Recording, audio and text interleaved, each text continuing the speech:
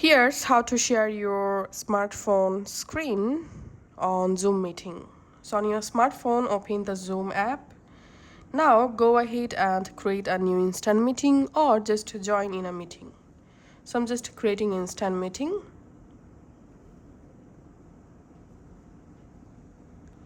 While you are in a Zoom meeting, all you have to need, tap on your display to make this menu visible, then tap on more.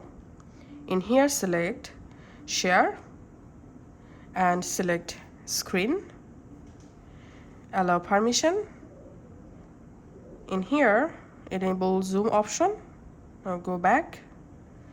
And here you can select choose specific app to share, or you can choose share your entire screen. So in my case, I'm selecting share entire screen, tapping on share screen. And that's it, my mobile phone screen now sharing on Zoom meeting.